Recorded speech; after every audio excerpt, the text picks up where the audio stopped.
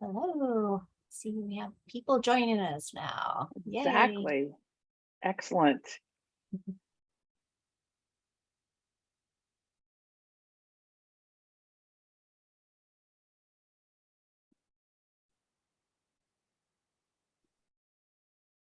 I'm very happy to see that high interest. There's quite a few joining us. This is wonderful. Cool.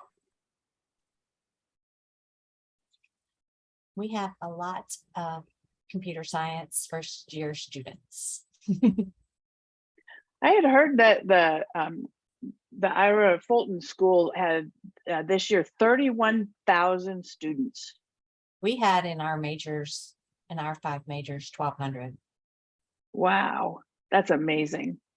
Amazing in all good ways. Well, we're over 100. Out of 1,200, we should have. We'll be the most popular, of course. Of course. Our incoming class was 1,800. Was it 1,800? Wow. Yes. I was wrong. That's still, yeah. I remembered that, but I can't remember. I know we had over 10%. There was like 12,000 like at ASU, right? And we had over 10%. We had 18. There's actually a question in the Q&A just along the lines of exactly what we're talking about. Total quantity? I have no idea. I go year by year. All right. So I think the number stopped going up so much. It's still going up a little bit, but it's 432. And I'm supposed to start going. So we'll just let people keep joining in. First of all, I'd like to thank our panelists for taking time out of their evening to be on our computer science, software engineering, and information technology career exploration night panel. This is a 1-hour panel and it's going to be recorded. As a moderator, I will start with a couple of questions to all of the panelists. I will use your name so you will know the question is directed towards you. If you would like to pass on answering a question, please feel free to say pass, or you can add or agree with someone else's statement. For all the students that are on, the attendance list is going to be given to your ASU 101 instructor. And using the Q&A button at the bottom of your screen, you can type career-related questions for our panelists. You can ask your own questions, or you can use the questions that come from the workbook. Related questions will be grouped together as one question. If the question is directed to a specific panelist, please include their name in your question. Feel free to type in your question now. Our Q&A moderator will read your questions shortly. All right, so panelists, the first question is for all of you guys. To help the student audience know a bit about you as they formulate their questions, please give your 1-minute professional tell me about yourself pitch. Let's start with Naomi. Good afternoon, everyone. My name is Naomi Newman, and I am an information programs officer at the U.S. Consulate in Melbourne, Australia. That is a role with the U.S. government in the U.S. Foreign Service. My background is I'm an econ major from the University of Virginia, and have a master's in information management from University of Maryland. Quick overview of my career. I learned to program when I was very young, 8 years old, so I've always been very technical. And when I went to university for computer science, and at the time, this was 20 plus years ago, our programs were not as good as they are now. So I ended up changing into economics, but then worked back in private sector in all aspects. I was a programmer, database administrator, became a sales engineer, doing the consulting thing for 15 plus years, and then joined the federal government in the Foreign Service. So look forward to speaking with you all today. Thank you. Thanks, Naomi. All right, Corey, you want to go? Hi. Hey, hi, everybody. I'm a little bit older than Naomi because I was studying almost 40 years ago in the computer science the computer that we used was an entire wing of a building. That's how big it was. And of course, now we all know they're this big or even teeny tiny. So things have changed and over the years, and we'll talk about that as we go on, how that relates to your career and how you see it. But I worked for American Express for most of my career. We even put American Express on the internet, built apps for them, created all that. And now I'm with Marsh McLennan, which is the world's largest risk insurance company. Now, I'm not doing anything about insurance, but we build technology to support all of them and all the work they do. So now I'm building platforms to support all the projects they're working on. So I've worked in the software piece of it, building apps. I've worked in the platform piece of it, building the computer systems that they need. So many, many, many different opportunities available to all of you as you enter this field. So currently I am with Marsh. We're in an office in North Phoenix. So that's what I'm doing now. Thanks, Corey. All right, how about Tim? Good evening, everybody. My name is Tim Baker, and I'm a Principal Technical Program Manager at Amazon.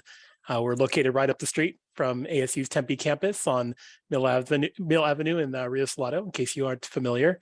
I'm an ASU alum myself, so go Sun Devils. After getting my degree, I had an internship with Cox Communications, which is a local cable company here in Phoenix. And then that led to a job immediately after I graduated with Cox. And we can talk a little bit later about how important internships are. Then I spent 10 years in public health. So with the COVID pandemic, a lot of the software that's tracking your immunizations was software that I wrote or I managed engineers to write. And it's interesting to see that it's still held up after all this time that I've been away from the public health sector, because I've been at Amazon for the last 9 years. I was a senior software development manager, and then I made the transition a couple of years ago to be a technical program manager. And maybe later we can talk a little bit about the difference between the two. All right, thanks, Jim. And Zach, do you want to tell us something about yourself? Hello, everyone. My name is Zach Novak. I'm an assistant director for in IT for Drive Time, specifically for a team called the Data Center Services Team Operations. I spent my youth playing games and being a typical computer nerd. I worked for the school district while going to high school, and so I kind of just had this avenue and just grew into it. I've been doing enterprise IT now since 2006. So however much time that is, it's kind of crazy to think about. But here I am now. I get to be in a leadership position, which is strange. For a long time, I was, as I like to say, a Thundercat engineer. Hey, give me something to do, I'm going to do it. And now I deal with people, which is much more difficult, but much more rewarding, much more difficult progress there. That's enough out of me. All right. Thanks, Zach. All right, so I'll have one more question for all panelists. It seems like every company needs computer scientists, software engineers, and information technology professionals. Is that true? And do you see a hiring trend? So let's go back to Zach. Start with you first. We'll go backwards. Technology is certainly pervasive. I see it everywhere you go now. One interesting thing is, going to the store, for example, the grocery store, there's self-check kiosks now. There's self-check kiosks nearly everywhere now. Technology is it's been everywhere for a long time, but it's getting better at helping do things so that people can do other things with their minds. I do see, I guess, a hiring trend in that, in my case, being a hiring manager, it's tough to find candidates since COVID started. People get to work from home, a lot of good perks and benefits. And so finding candidates has been the most difficult. It seems that there's, in many cases, more positions than there are candidates. And so it's been, that's the angle that I see it from my little myopic view of trying to hire folks. So I'm interested to hear from the other panelists what they see in their view. All right. Tim, do you want to go next? Sure, absolutely.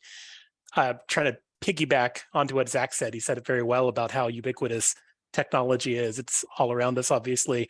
And at Amazon, I can really only speak for my organization. My organization's around 2,000 people, but that's just a tiny drop in the bucket compared to all of Amazon. But we are absolutely hiring new SDEs, that's software development engineers who are recent graduates. or SDE interns for the summer internships, I don't see any slowdown there. So the number of positions that are open look like they're pretty similar to last year. Thanks, Tim. Okay, and Corey. And I'll build on what they're both saying. We also are hiring and looking for qualified candidates. And I agree with what they also said about technology. Technology is everywhere. You go to the store, you go to take your kids to a pediatric doctor's office. You go anywhere you go, there's technology behind that company. So your opportunities to open up where you might go with your technology background and your degree are endless, absolutely endless. And the further we get into technology, the more we're going to need people with those skills. And then I'll address this a little bit later, but one of the key things is also security. So the bigger we build technology and the bigger technology grows, the more technology security professionals need to be hired and obtained as well. So yeah, it's you're in the right spot, guys, if you want to have a job. So I'll pass it on to Naomi for her input from the State Department. Yes, echo what everyone's saying. I mean, we just cannot hire as many people as we need here. And, you know, whereas back, say, 20, 25 years ago, technology was a very finite field, you know, in its own silo. Now it's everywhere. I mean, if you think about consular operations and getting a passport, there are all of these systems now that have been digitized. If you think about, we have siloed diplomatic security, whose responsibility is protecting diplomats overseas. Well, you know, do they do the cybersecurity, or is it the traditional IT staff that do the cybersecurity? So you really see technology infiltrating. I mean, we know it's everywhere. So really, it's more of what sector interests you all, and you know, because surely you'll be able to find a technology position there. And absolutely, we have plenty of positions open throughout the State Department. Thank you. All right, thank you so much. Thank all of you guys, all the panelists. Blanca, I see there's quite a few questions in there. Do you want to Yes, take it? really Take great, it over? great. There are great questions here. One that's come up a couple of times, I'll start with that one, is, sorry, a bunch popped in. It is, what makes a student stand out to companies to make them want to hire them?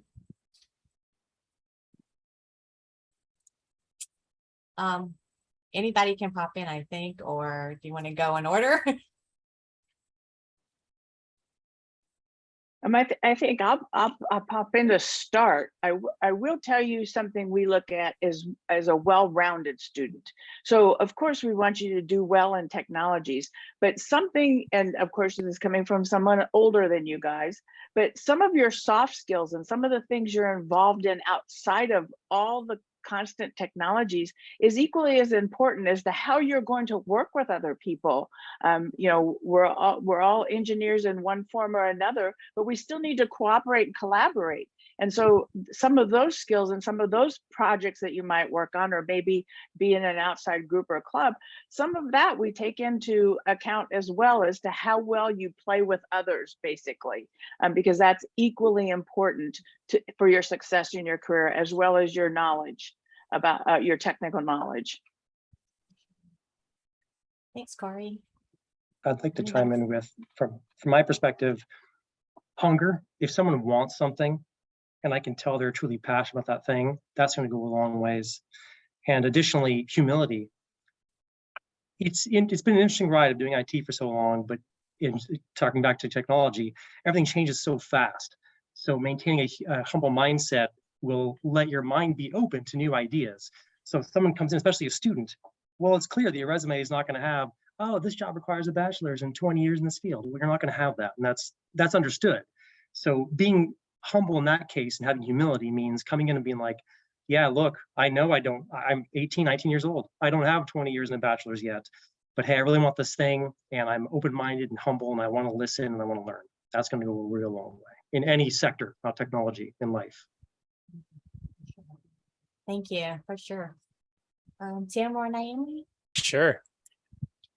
It feels like we're all saying the same thing, really. At Amazon, we call those soft skills our leadership principles. And if you were to almost like distill our company culture into a list of 16 statements, and they're statements that we really live by. We pepper our language with them. You won't go to a single meeting without people talking about the leadership principles. I've sat in a room with vice presidents of the company, and one person says, wait, are we being customer obsessed enough? Are we insisting on the highest standards? And those little pithy phrases, they get ingrained in you over time. And it's like a shortcut to this bigger concept. And over time, again, you get exposed to it over and over. You see it in your emails, and you start to see that this whole room full of VPs will just stop and pause, and they're really meaningfully thinking about it. It's not just something that we're rolling out during the time for like recruiting and when we're doing our evaluations each quarter.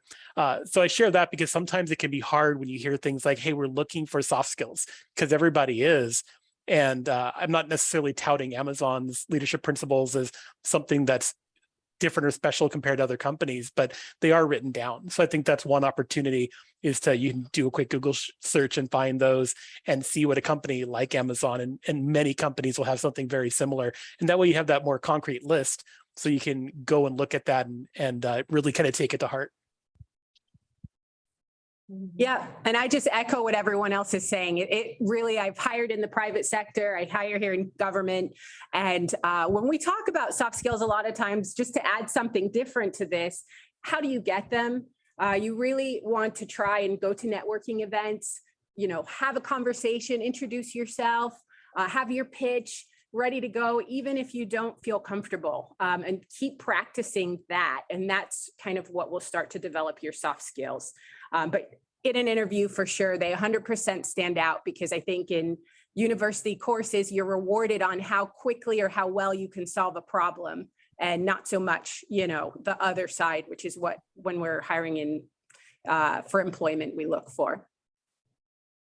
Thank you, Naomi. like to Thank add you one to thing all on the that. panelists. You had to add something?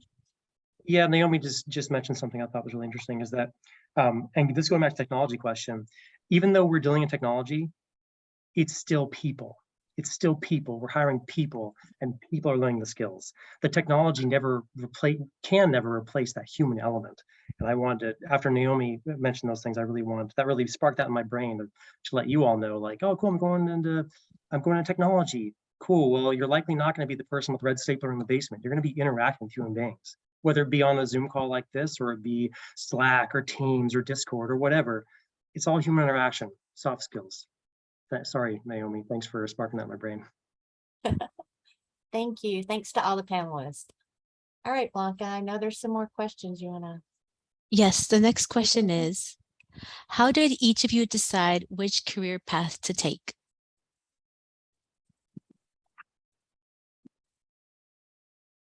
I can start if you want.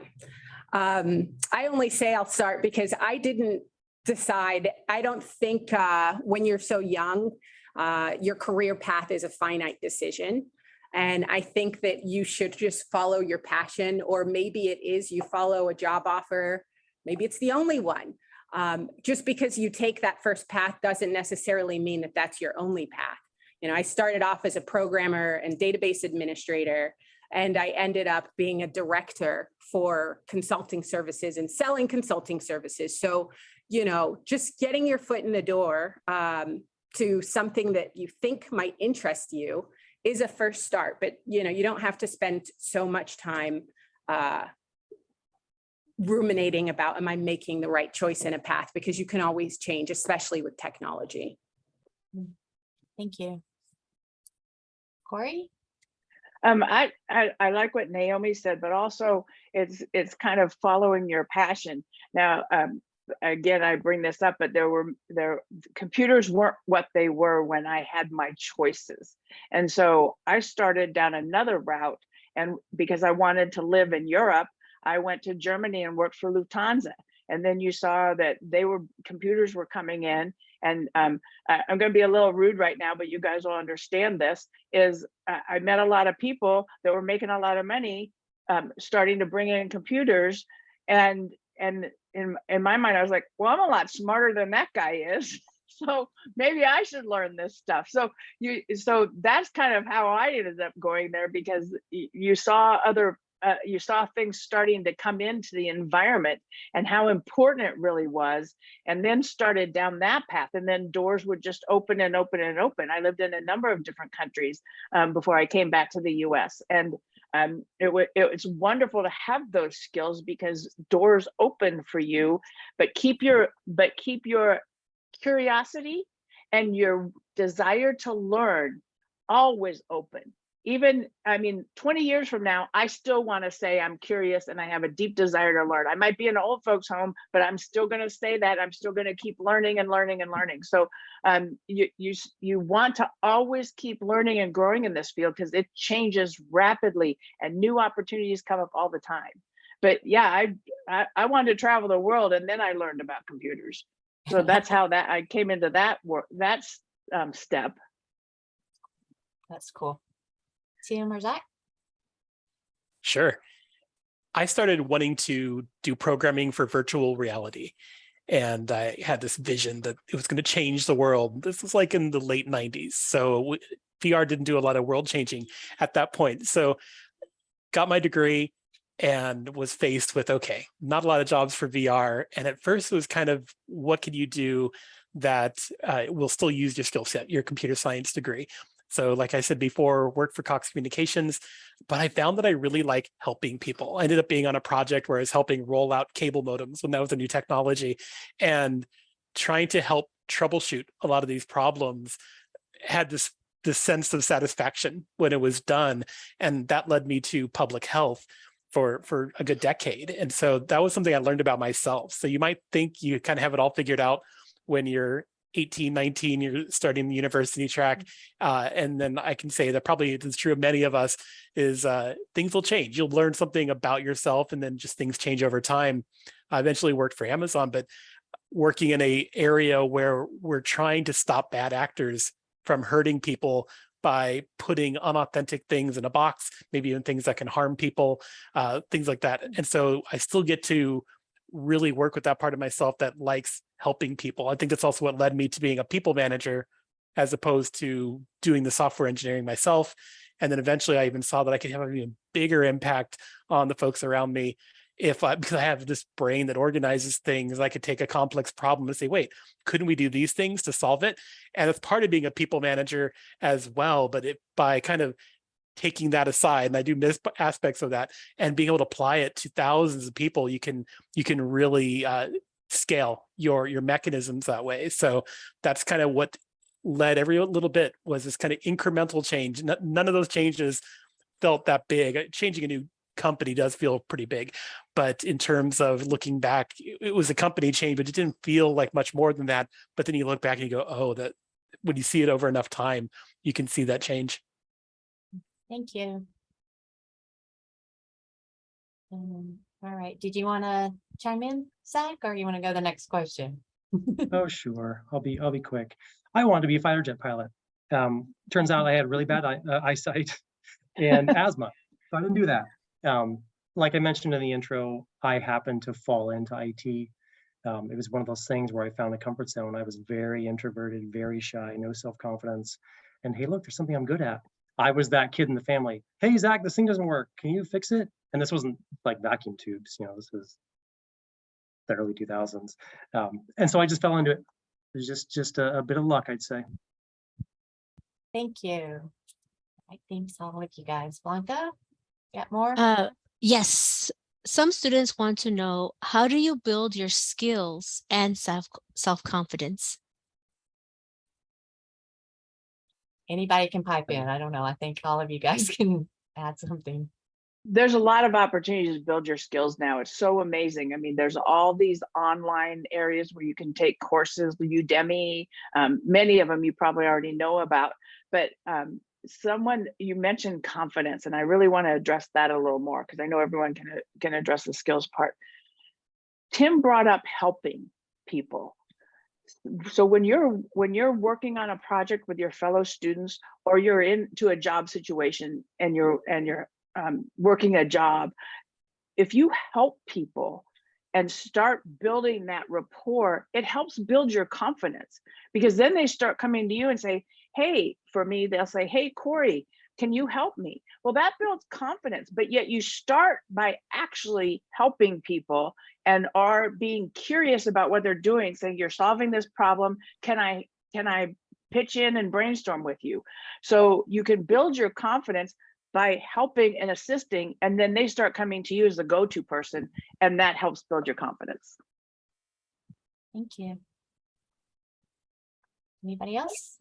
I'll just add that I think having self-awareness and understanding your own strengths is really important. And, you know, you might be slightly less confident in one area, but surely, you know, maybe it is your people skills, or maybe you are a really great problem solver, and doing that analysis of yourself and bringing that to the table always is really important, because, you know, there's always a smarter person in the room in some area. So just, you know, again, thinking about, you know, you just bring something very special, but everyone's always smarter than you in some aspect. And I think if you come to a, you know, a room or a problem, whatever it may be, from that perspective, you'll have more confidence. And for skills, again, I think it goes back to passion. You will always learn and seek to learn where you are interested. So, you know, if you like IT, you know, follow that up with what industry is really exciting to you. Is it healthcare? Is it entertainment? Is it government? And, you know, that will help you just organically want to build your skills. Thank you. I'll add real quick for skills. Look at hackathons that are available to you. I learned so fast each time I participated in a hackathon. They can be a little scary because you're learning so much in a short amount of time, but you learn both new technologies, at least I always have, but also about a new domain. Depending on the hackathon, they often have parameters that you need to work within, and it kind of forces you to think about a new problem that you've never tried to solve before. So I think that's a good practice. And then you also have that reward especially if you do well. A lot of times you can get rewarded in that ways as well. And then for confidence, I was thinking about kind of building on what Corey and Naomi were both saying. Look back and recognize the progress you have made, because that can help build confidence in the future. I think a lot of times, especially as entering freshmen, 4 years, 6 years, or a 4+1, 5 years from now, it looks like such a long amount of time. And now we're only in October, so you don't have that long a path to look backwards. But instead of looking at it that way, look at how much you've learned since you started high school, or even since you have started university. I bet you've learned at an accelerated pace compared to high school. And then take the time to recognize, maybe even write down, you know, different people have different learning methods. For me, writing something down with my hand, it's one of the rare times where I'll do that, is because I want to commit something to memory, not necessarily like memorization, but for me to be able to recall it later better. I can write it down. So take that moment, journal it. That's often a skill that'll serve you well for the rest of your life. Thank you. Anything else? Zach? I'll jump in. One thing Yeah. on the hackathons. Oh, sorry, Zach. One thing on the hackathons, keep in mind at ASU, when they have hackathons, they're usually having a sponsoring company or 2 or 3 sponsoring companies. So companies and people like those of us on the panel are actually there at the hackathon participating with you. So that's a great way to start building that rapport into networking into companies. Sorry, Zach, I'll turn it over to you. That's fine. Thank you, Corey. I love listening to you. I love that these guys talked about helping people. I'll give one example outside of specific IT skills. Confidence to me comes from overcoming challenges, stress. Adversity breeds strength. And learning things like learning skills. And like Tim mentioned, there are a bajillion resources online to get skills, and or people. Of course, if you're networking, talking to people, hey, can you show me how to do X, Y, and Z? Sure. Learning skills is great. That will help you build confidence, because then you learn how to do the thing. People come to ask you for help. You help them with the thing. Boom, confidence. Great. One example I'd like to share that's helped me as an immense personal development tool, coming from someone that was a super introverted computer nerd with a lot of fear growing up is jujitsu. Power of jujitsu is immense. It's changed my life entirely. I can't, I think, Tim, you mentioned this, you're looking back at yourself like, man, how was I 5 years ago, 10 years ago? I'm eons beyond who I was personally, not just because, we're on the mats rolling around and stuff, but it reveals who you are because you're put into stressful situations and you have to learn to overcome. And going through stressful things builds that confidence. Thank you. All right, Blanca, I know there's a lot more questions. Yes. What do you like most about your jobs? You want to start with Zach? You want to go backwards this time, Zach? Yeah, sure.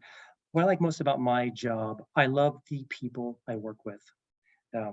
Very open-minded, collaborative, people listen.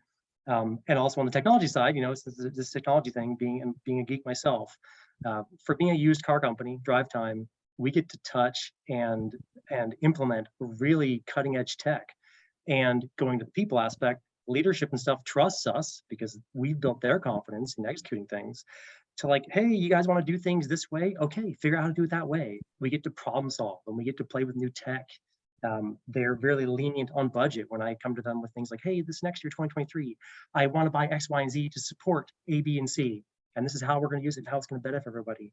They're like, okay, great, Zach, you and the team, you've shown that you can do this thing, so go ahead and do it. And then the rest of us all geek out like, oh, cool, look.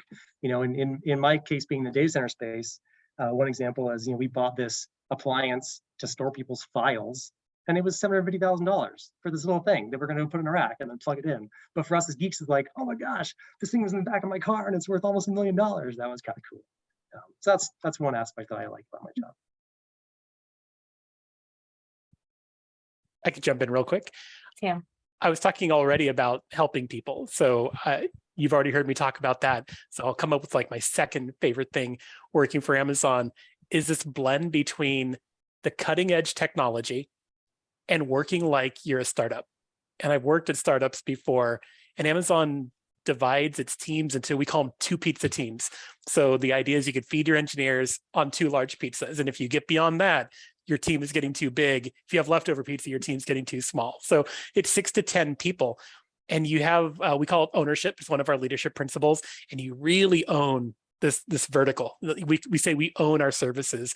We're a service-oriented architecture. So instead of having this big monolithic piece of software, each team might only have a single service, maybe a handful of microservices, but they know them inside and out. They start to finish, they're there to get started with the requirements all the way to the end, and they own the maintenance. If something happens, there's an on-call rotation. So they feel that ownership even when it's a little bit painful sometimes. That's a very startup kind of thing to do. We're agile, we have these sprints, we call them, and you have to wear a lot of hats as well. And that really feels like a startup, but then you get to see I can see some of the budgets on the hardware like Zach was talking about. And it is amazing, like how many zeros are on the end of that. I don't know, as a geek, it just feels amazing when you get to see things like throughput, any kind of those metrics where when we just had the Prime Day early access sales, like how many things did we just sell? So those are pretty incredible for me. Thank you. Naomi or Corey? Sure, I'll go. What I love about my job, so I'm State Department, Foreign Service. My job is to do information technology in all of our US embassies and consulates around the world. So I rotate every 3 years and go to a new country every 3 years. So I'm currently in Australia. Before here, I was in Senegal. No, I was in Jordan. Amman, Jordan. Before Jordan was in Senegal. Before Senegal, I was in China.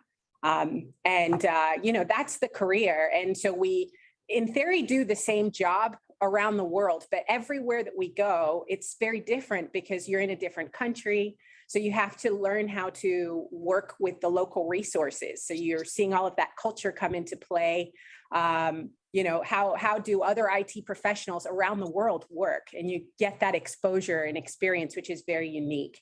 And then also, because my job is IT in embassies, depending if it's a small place like here in Melbourne, I run everything. So I run all of our network. I'm responsible for our systems administration, network administration. radio communications, satellite communications, telephone, classified networks, unclassified networks, everything falls under me. So I don't have to choose one specific area of interest. I have to be able to be very agile across many. And so, you know, for me, that's really exciting. And then again, changing jobs every 3 years is nice, because back when I was in private sector, I used to kind of get bored every 2 to 3 years with my job and looking like what else is out there, you know, because technology and companies change. I don't have to do that anymore because I get to change as part of my job. So I really like what I do. That's cool. Thank you, Naomi. Yeah, and I'll just be brief, but I really like problem solving. I mean, we're a huge company, a worldwide company, 150 years old. So there's a lot going on, and I like getting in a room with a big whiteboard with a team of people and brainstorm and problem solve, or come up with a new design that maybe has come back. Let's say the hurricane that just hit Florida. Well, they're trying to figure out a way to get the people who need the funds quicker and faster because they no longer have a home and they need funds for immediate housing and immediate food. How do we do that quicker? How do we have them fill out the applications much faster so it's done? So you problem solve as things happen, and it's great to get in a room like that. But again, it's a huge company, so you get to talk to people from all over the world, and I'm sure Naomi and Tim probably addressed that too, because they're all over the world as well, which is really interesting to hear how different ideas come from different areas. So, but it does come back down to, Tim said, when you're a small startup in a big company, but you're still getting to use your creativity. Thank you so much. All right, Blanca, you're up. All right, here's a good one. Relating to your career or university path, what is one thing you would wish you would do differently? You could have done differently. Who wants to start? Yeah. I'll start. Being vocally self-critical is part of being an Amazonian. I had no clue how important internships were when I was going to ASU. In hindsight, I'm baffled. I don't know how I missed that important one. And I was very fortunate that I was still able to get an internship. It practically fell in my lap. That won't happen to many people. But if there was one thing I could have told younger Tim when he was going to ASU, it was, perhaps get an internship even sooner, get a couple of internships. I only had one, and having that exposure to more than one company, maybe a big one and a small one, because I only got that internship with Cox, and it's a pretty big company. So that was something where, yeah, just make sure you take this to heart. While it's not the end of the world if you don't have an internship, they are important. We talk about there can be that loop of employers want to see job history, but how do you get job history if you've never been hired?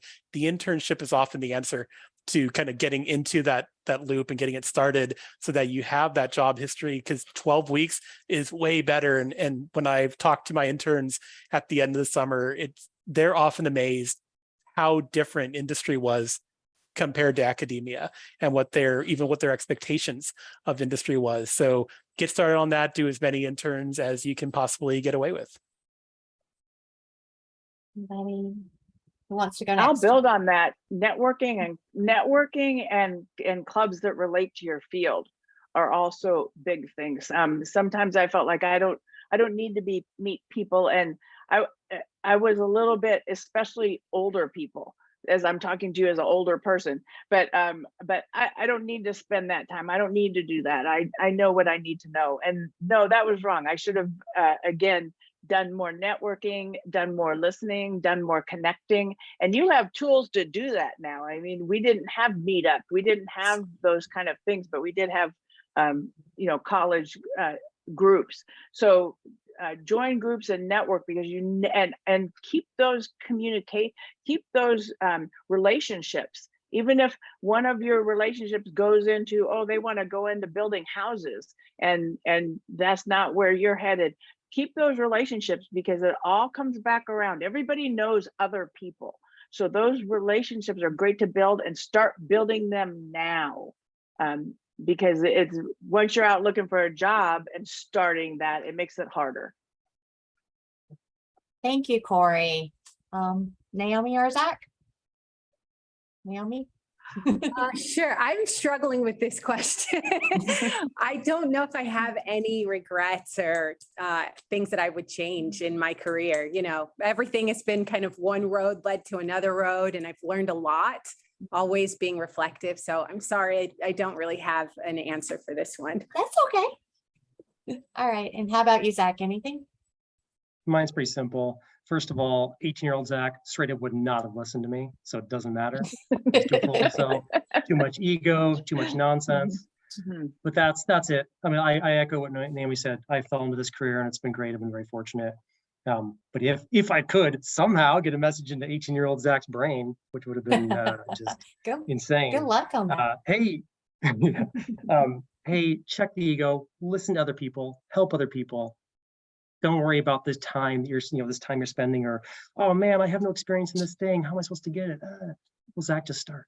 Just take a step to do. I like to tell my students, like, it's not a race.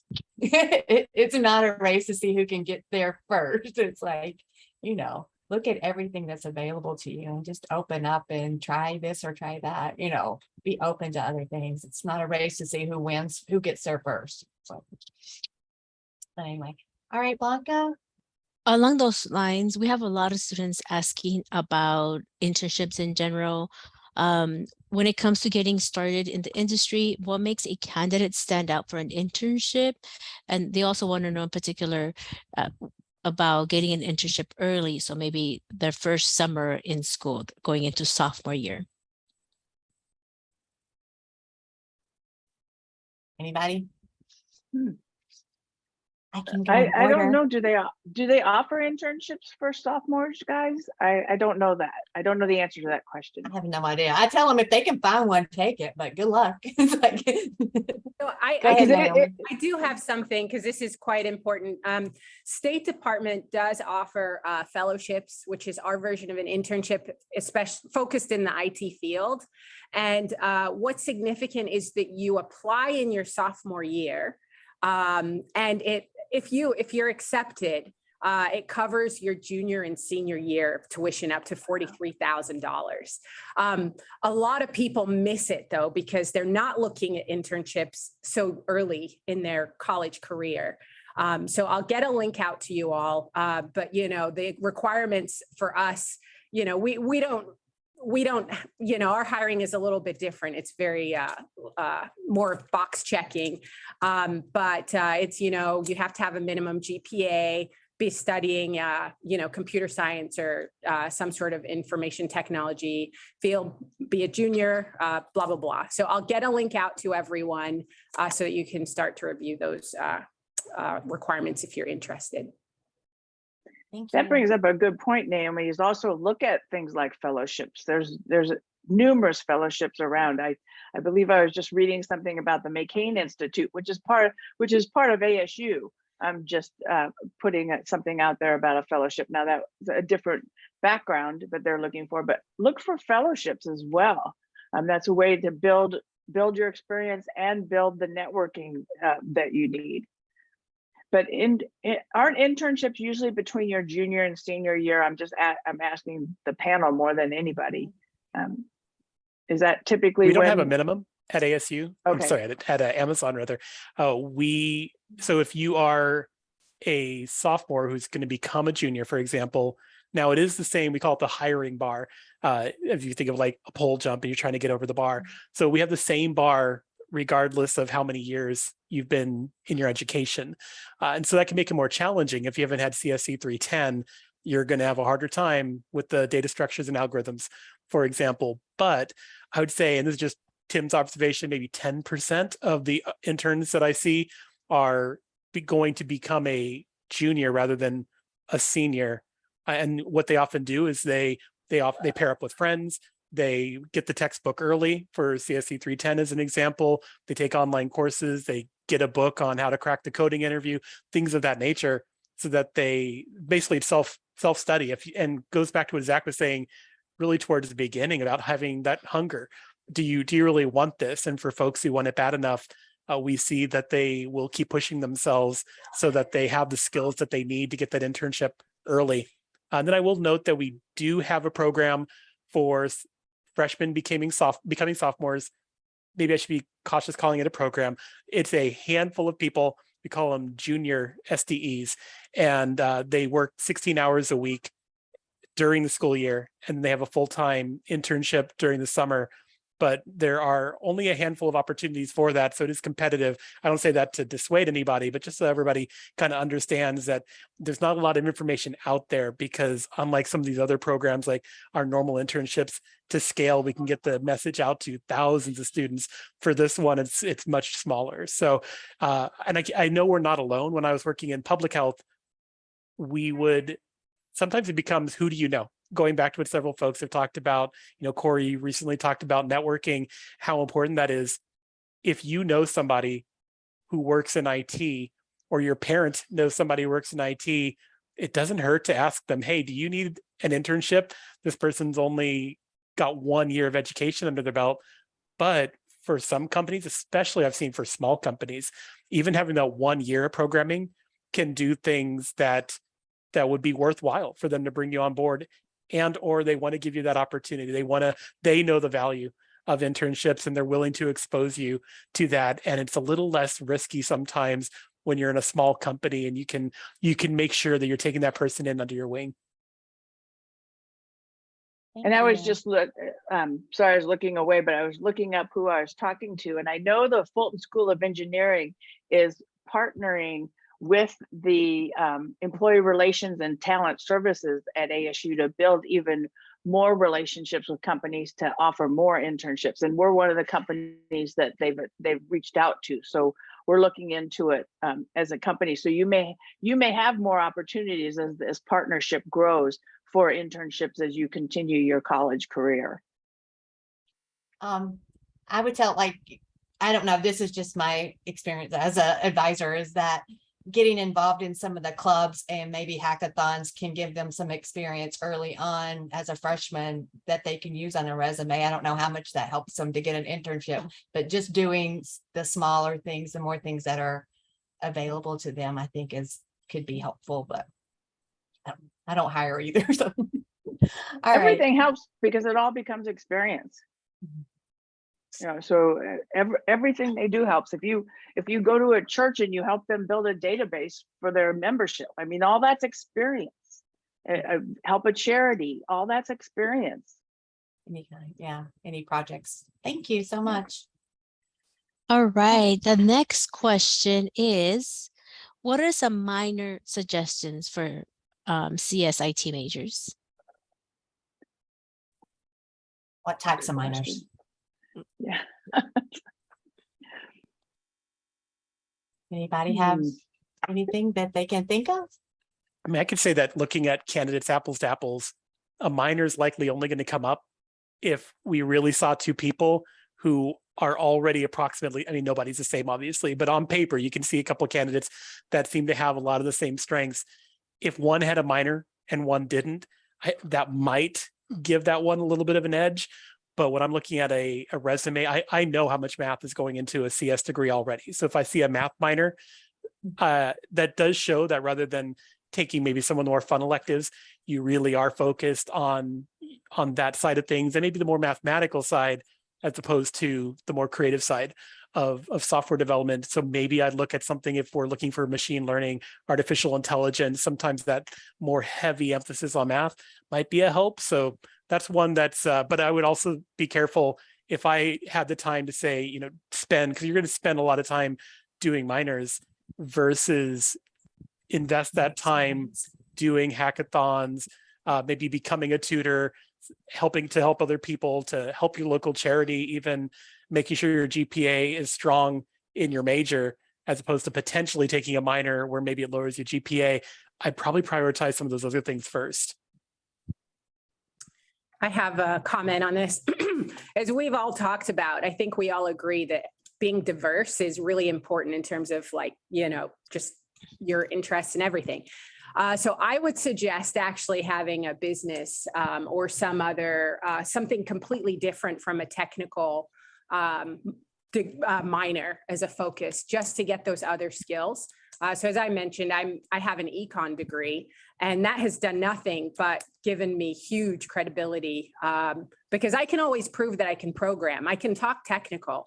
But you know, what has always set me apart is that I've got some business acumen, which, you know, I don't know. I think it just showcases that I'm, you know, open to other subjects, topics, and can have other discussions. And it helps you. as Zach kind of mentioned, because he's in a leadership role as well as I am too, is it helps to have some of that business behind you, because you've got to do budgets.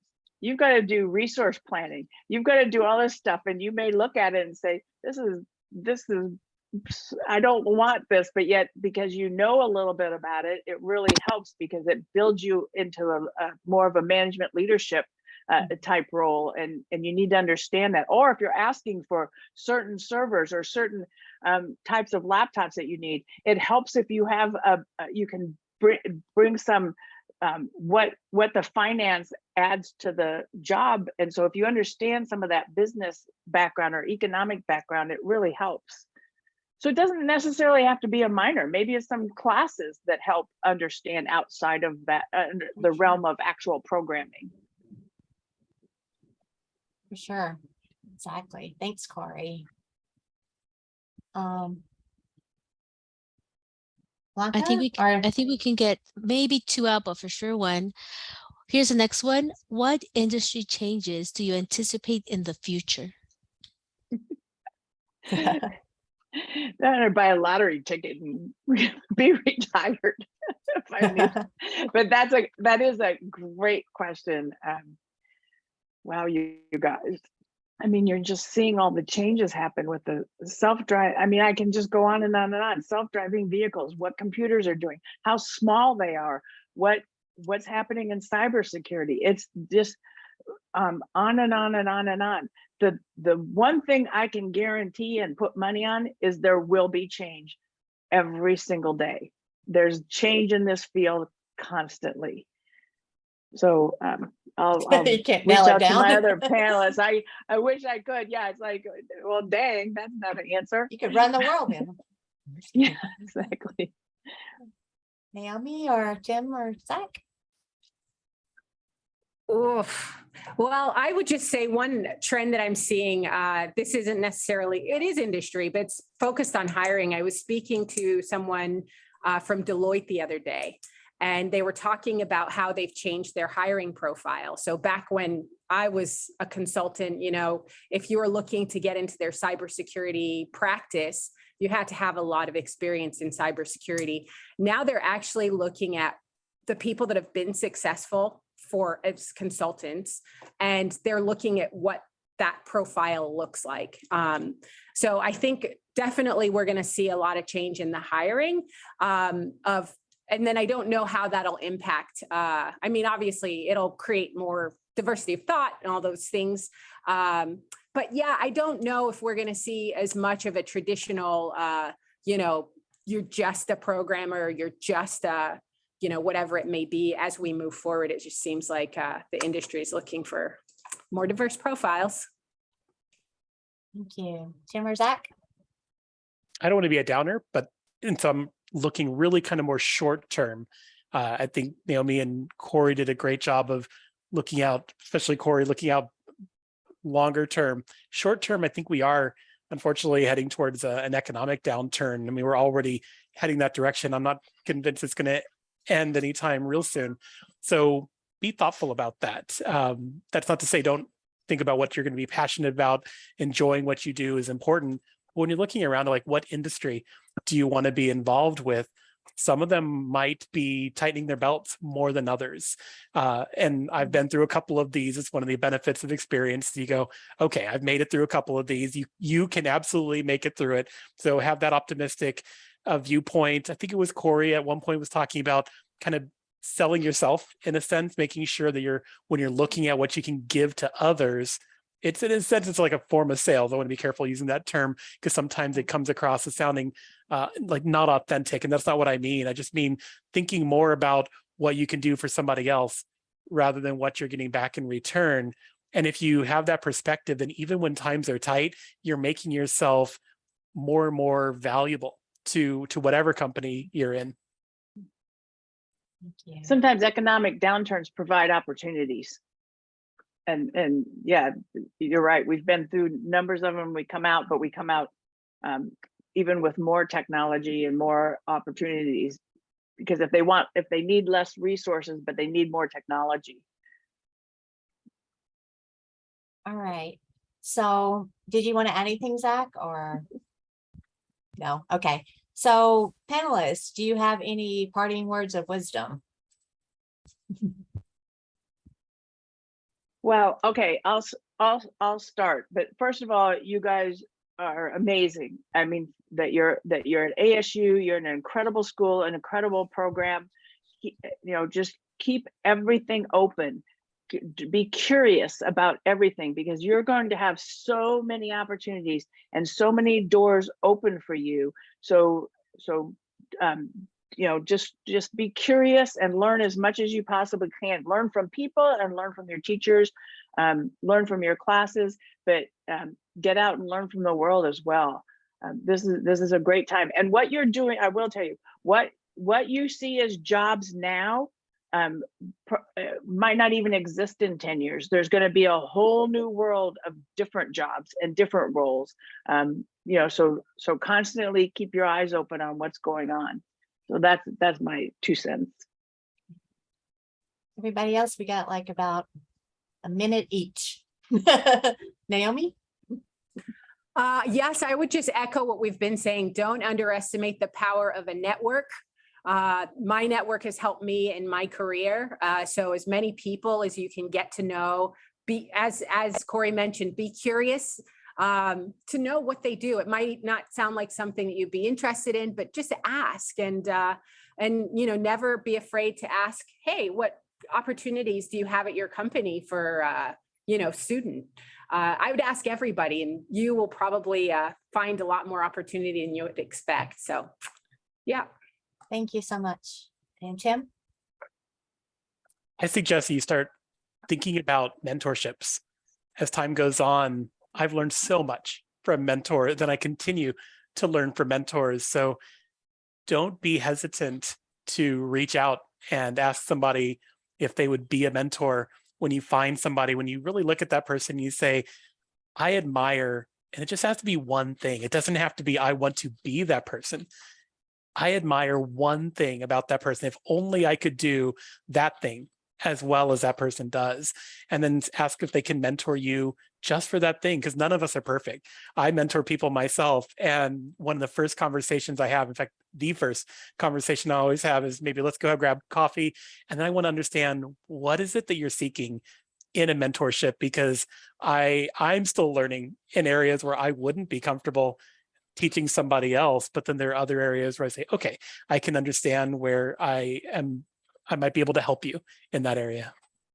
Thank you. And Zach, last but not least. I would say enjoy life. It's incredibly short. Have fun. Do things you love doing with people that you love doing them with. Be a good human being. Help people. Thank you. That's so true. Thank you. Thank you so much. I second that for sure. I love what you do. I started out like Corey in computer science, and I found out that was not the right place for me. And I tried to stay in school forever, and I ended up in school. So it's like, but yeah, I always tell them, you know, do what your heart, you know, what you want to get up and start doing what you want to do every day, you know, and love people, love what you do. Anyway, thank you all, guys. On behalf of Fulton Schools of Engineering, I want to thank all the panelists for their time and their insight. We all learned valuable information from you. Our panelists will be at the mixers, so hopefully you can go and meet them there. And then panelists, please navigate to the lobby and then to your mixer session. Students, please navigate to the lobby and then to the mixer part of the evening by selecting a session from the list of majors and names. The recording will be available in a few days through your ASU 101 course. Well, thank you guys so much. I appreciate all you guys coming, and Thank you I hope so you have a much. great evening. You're welcome. Thank you. Thank you. Take care. Everyone. Bye, everybody. Bye. Bye.